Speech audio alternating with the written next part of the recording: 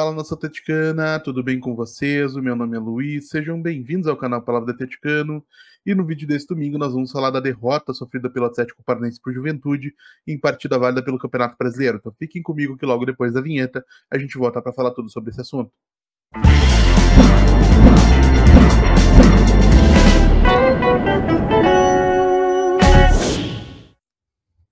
Eu preciso arrumar essa estante de livros aqui, ó, tá vendo? Tá uma bagunça. Enfim. Então vamos lá para falar de Atlético Paranaense 2, Juventude 1, partida que teve início às 18 horas e 30 minutos deste domingo, dia 18 de agosto de 2024, na Liga Arena, em Curitiba, e válida pela 23ª rodada do Campeonato Brasileiro 2024.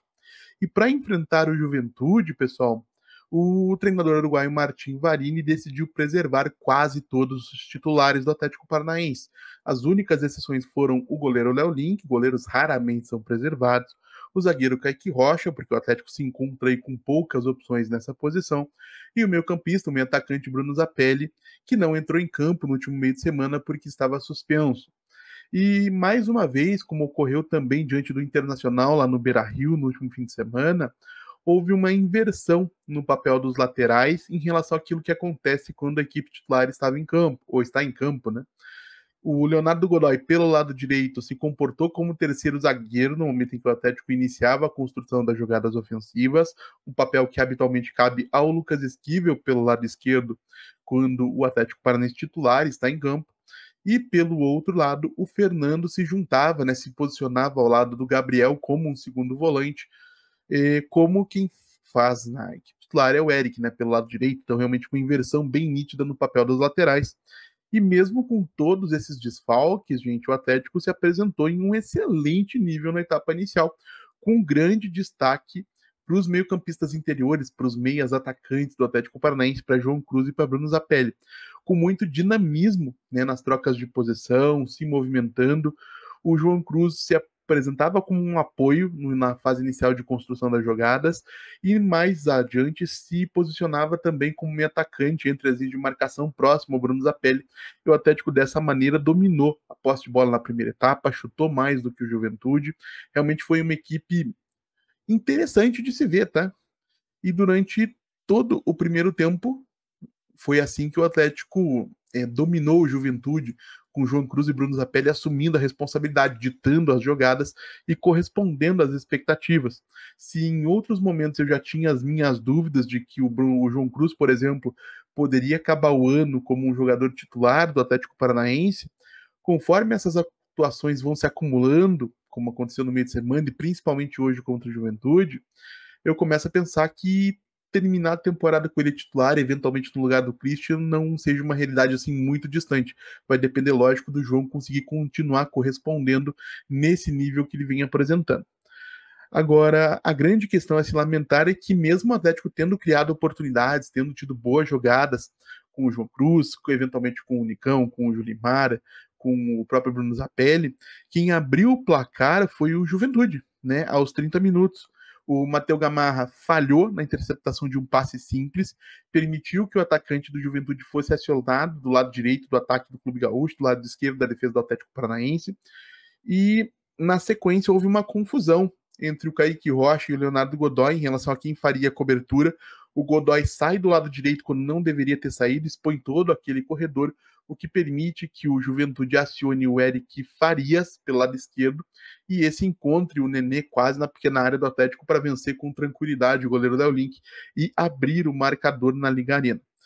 E percebam, gente, que quando eu falo desse primeiro gol do Juventude, eu falo primeiro de um erro individual e na sequência de um erro de organização coletiva. Quando eu falo sobre o erro individual, eu entendo que não é o momento da gente crucificar o zagueiro paraguaio, o Matheus Gamarra, que chegou recentemente ao futebol brasileiro e está passando por um período de adaptação, assim como aconteceu anteriormente com outros jogadores que se tornaram importantes. Caso do Agustin Canóbio, caso do Tomás Coelho, caso do Bruno Zapelli. São jogadores que, conforme vão se adaptando ao nível de exigência técnica, física, tática do futebol do Brasil, vão tendo um ganho de rendimento e o mesmo deve acontecer com o Gamarra a médio e longo prazos. E quando a gente fala da montagem do elenco do Atlético Paranaense, eu entendo que acaba expondo jogadores como o Kaique Rocha, que teve um início de temporada excepcional e merecidamente assumiu a titularidade naquele momento, porém vem tendo uma queda de rendimento muito notória nas últimas partidas, nas últimas 5, 10 partidas, não é pouca coisa. E também o Matheus Gamarra, porque o Gamarra, que poderia ter tido seu processo de adaptação acelerado no Campeonato Paranaense, acabou perdendo um pouco de espaço, porque o Kaique Rocha correspondeu de uma maneira que talvez ninguém esperava. Quem se lembra do vídeo onde eu comentei a contratação do Kaique Rocha, eu falei que a gente deveria ver a melhor afiliação dele em 2024, em 2025, então o desenvolvimento a médio prazo. O Kaique surpreendeu muito, estando muito bem no começo desse ano, e aí o Matheus Gamarra teve a sua adaptação desacelerada naquele momento, então também não está 100% pronto. E a grande questão é que nesse momento o que deveria acontecer é que o Kaique poderia ser sacado da equipe para preservá-lo, para que ele possa retomar esse seu desenvolvimento em outro momento, sem ter desenvolvido uma enorme antipatia por parte da torcida, como já vem acontecendo. E o Matheus Gamarra não estando pronto, talvez não devesse ser exposto também da maneira como vem ocorrendo. Porém, para que isso pudesse acontecer, o Atlético Paranaense teria que ter contratado um zagueiro mais experiente, de desempenho mais consistente, quando vendeu o Pedro Henrique. Né? O Pedro Henrique, que merecidamente teve aí uma passagem muito conturbada, uma reta final de passagem muito conturbada pelo Furacão. Então, infelizmente, ou felizmente, cada um que entenda como preferir, a verdade é que essas falhas, em uma certa parte, são responsabilidade da diretoria. Então não me interessa se o Atlético vai trazer um jogador de graça, ou se vai trazer um jogador caro, se vai trazer um jogador jovem, um jogador velho, um jogador brasileiro, um jogador estrangeiro. A verdade é que a diretoria vai ter que encontrar nesse mercado, sob os parâmetros que quiser utilizar, um jogador que possa trazer um certo nível de consistência a esse sistema defensivo e tirar um pouco da pressão que recaiu sobre Matheus Gamarra e Kaique Rocha pela falta de experiência, pela falta de adaptação de ambos. O Atlético precisa contratar um zagueiro. Deixa eu pegar aqui o que mais a gente anotou. E sobre a questão do erro coletivo na cobertura, por mais que seja possível identificar o Leonardo Godoy como o jogador cujo erro de leitura expôs o sistema defensivo, também não é o caso de crucificar o lateral argentino, que passa também pelo mesmo processo de adaptação que o Matheus Gamarra. Quando a gente fala de planejamento, quando a gente fala de projeto esportivo, quando a gente fala de longo prazo, é entender que você não pode descartar certos jogadores porque eles não renderam nos primeiros 5, 6, 7 meses, como aconteceu também com outros jogadores, principalmente com o Canóbis, que é o grande exemplo de jogador que o Atlético soube esperar esse processo e tem colhido frutos, né, desde que ele realmente conseguiu se adaptar. A grande questão é que o Atlético, gente, esses erros coletivos, eles são naturais e são até certa medida esperados quando uma equipe trabalha há pouco tempo sob as ordens de um novo treinador.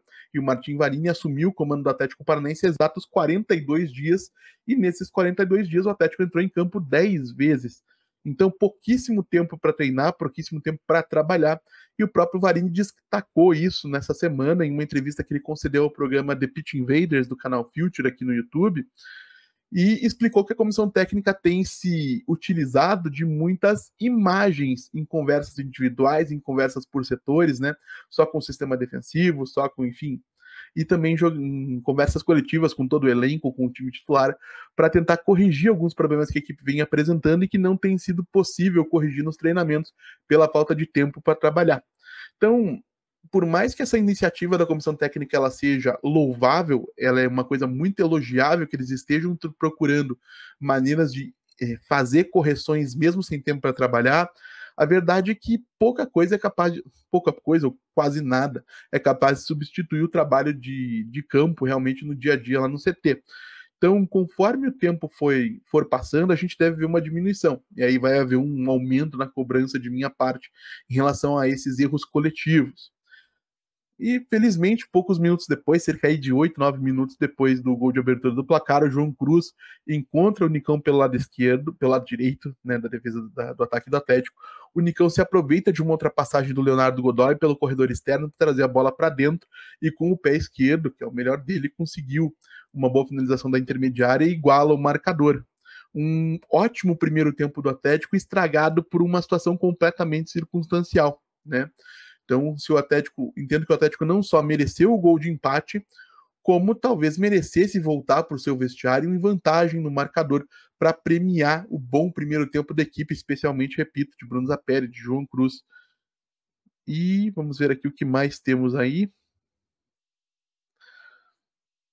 E aí, no segundo tempo, gente, a gente tem uma amostragem muito pequena de 10 ou 12 minutos de um Atlético que ainda é dominante, talvez não tanto quanto na primeira etapa, mas ainda dominante. E na sequência, eu entendo que o Martin Varini começa a tomar algumas decisões que tiraram gás da equipe. Tá? A saída do João Cruz aos 58 minutos é um ótimo exemplo disso.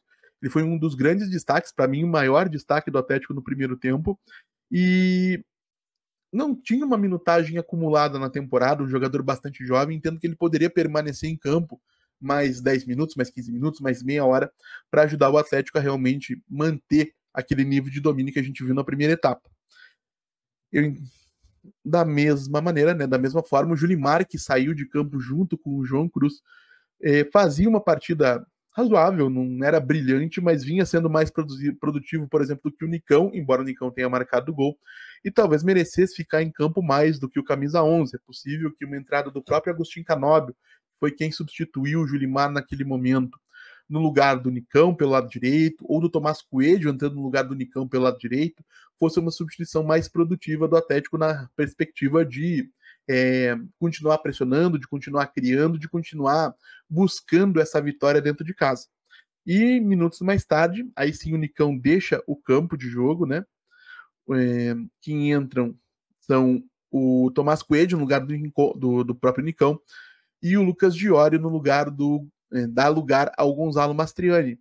E por mais que essas entradas elas fossem esperadas, elas fossem naturais, elas fossem teoricamente corretas, a verdade é que o que o time perdeu de domínio com a saída principalmente do João Cruz alguns minutos antes, talvez diminuiu a efetividade dessas mudanças que eu entendo sim foram bastante corretas. Porém, a gente teve pouco tempo para prestar atenção no que isso produziria, porque foi acho que no minuto seguinte ou 2 minutos depois no máximo que a gente teve a falta cobrada pelo Marcelinho, que o Ian Souto, lateral direito do Juventude, cabeceia. O Léo Link ou escorrega ou torce o tornozelo, né? A informação é que ele torceu o tornozelo, acaba não conseguindo efetuar a defesa, o Juventude toma a frente do placar e aí se estabelece toda uma dinâmica muito favorável para o clube gaúcho. O Léo Link acaba sendo substituído pelo Mikael, que faz uma boa defesa ainda nos minutos finais. E vamos ficar de olho para ver o que aconteceu efetivamente com o Léo Link, tá? Se ele teve o azar de romper o tendão de Aquiles, por exemplo, o ligamento do calcanhar, é possível que ele fique fora de ação de 6 a 8 semanas em tratamento. Então a gente pode ver o Mikael ter uma sequência de maneira inevitável. Então vamos aguardar os resultados dos exames que certamente o Atlético vai fazer nos próximos dias para entender melhor o que aconteceu com o Léo Link. Vamos ver aqui. O que mais que eu anotei para falar com vocês? Aí nos minutos finais a gente até tem uma tentativa de pressão, de uma maneira assim muito tímida, o Atlético tentando na base da vontade criar situações para vencer o goleiro Gabriel e marcar o seu gol de empate. Teve ainda uma boa chance, salvo engano, com o Gabriel, não, com o Kaique Rocha, desculpe. Ele acaba batendo de maneira bizonha a bola em cima do goleiro do Juventude. O Atlético deixa de empatar a partida naquele momento. E por mais que o desempenho tenha sido bom, a verdade é que o resultado negativo, mais um resultado negativo, acaba assim acionando um sinal de alerta para o Atlético Paranaense. Por mais que as prioridades sejam as Copas, conforme inclusive as escalações do Atlético nas últimas partidas têm demonstrado de maneira clara, o clube não pode, ou não deveria, pelo menos, abandonar o Campeonato Brasileiro em razão da imprevisibilidade dessas competições eliminatórias, né, onde uma noite ruim muitas vezes pode colocar a perder toda uma campanha que foi construída ao longo dos meses. E a questão, gente, não é nem não preservar jogadores, porque eu entendo que essa um problema de fisiologia, e o clube tem marcadores muito claros para determinar e para entender quando alguns jogadores precisam ser tirados de ação ou não, para que eles possam continuar rendendo a médio e longo prazo. A questão para mim é ser capaz de continuar competindo mesmo com os desfalques, como foi demonstrado de maneira muito clara nos primeiros 45 minutos, que o Atlético é capaz de fazer. E o que isso significa, tá? O que eu tô pedindo que seja feito, o que eu gostaria que seja feito, é que o Atlético Se nas Copas anteriormente eu disse que a prioridade do Atlético, a prioridade da comissão técnica era manter o Atlético vivo para que o clube pudesse colher os frutos do trabalho da comissão técnica a médio e longo prazos nos momentos decisivos desses torneios, no Campeonato Brasileiro, enquanto o clube segue desenvolvendo esse novo modelo de jogo, o objetivo da comissão técnica é manter o Atlético numa zona da tabela onde ele possa continuar postulando uma vaga na próxima Libertadores, não precisa nem ser uma vaga direta, mas uma vaga de G6, G7, G8, a depender de que se formar, para que o clube possa estar na Libertadores em 2025. Eu tenho dito aqui, já não é de agora, que estar na Libertadores todos os anos é fundamental para um clube com um projeto esportivo em ascensão, como o Atlético, porque traz arrecadação, né, em dólar, uma moeda que tem um valor muito grande aqui dentro do cenário da economia do Brasil, traz uma exposição, é capaz de atrair melhores jogadores, então o Atlético precisa estar na Libertadores em 2025, e caso não seja possível ser campeão da Copa do Brasil ou da Copa Sul-Americana, porque, repito, são competições de uma alta imprevisibilidade, o Atlético precisa estar em uma posição no Campeonato Brasileiro que seja capaz de assegurar essa vaga para 2025. E por mais então que eu entenda que esse momento de aprendizado, novo modelo de jogo, o Atlético precisa começar a pontuar. Essa aqui é a grande verdade. Não é a primeira vez que a gente tropeça dentro de casa, não é a primeira vez que o Atlético deixa escapar um resultado positivo ou que poderia ser um resultado positivo. A gente precisa começar a acumular pontos. Então a missão no Campeonato Brasileiro a partir do próximo final de semana é essa. Porém, até quinta-feira agora, dia 22, quando o Atlético Paranaense viaja para enfrentar o Belgrano no estádio Mário Alberto Kempes, lá em Córdoba, pela segunda partida decisiva das oitavas de final da Copa Sul-Americana, o foco passa a ser inteiramente no torneio continental. Mas quero saber também a opinião de vocês. Claro, deixem aí nos comentários o que vocês acharam da performance do Atlético Paranaense nessa partida. Quem foi bem, quem foi mal e por quê. O que vocês acharam das substituições do Martin Varini. Deixem aí nos comentários, como eu sempre digo aqui, eu leio todos e respondo todos. E se você está chegando agora, eu vou pedir que você deixe o seu like, se inscreva no nosso canal, acione o sininho para receber notificações, compartilhe o conteúdo em redes sociais. A gente volta a falar do Atlético Paranaense amanhã aqui no canal Palavra do Atleticano. Muito obrigado mais uma vez pela atenção de todos e até a próxima.